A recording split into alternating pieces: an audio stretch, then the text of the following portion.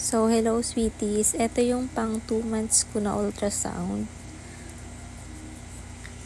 So, kung makikita nyo, napakalaki talaga ng difference ni Twin A kay Twin B. Sa size pa lang, tapos sa heartbeat, sobrang layo din. Halos hindi nga makita dyan yung pagpitik ng Twin B, pero may heartbeat pa siya dyan. Pero sobrang hina lang talaga.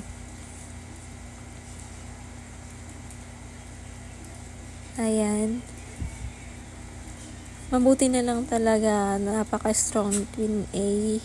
Kahit na nagkaroon ako ng mga kung ano nung sakit sa katawan. Nagkaubo, nagkasipon, tapos kung ano-ano pang mga naramdaman ko. Pero okay pa din siya. Pero si Twin B talaga hindi niya nakanaya kasi nga sobrang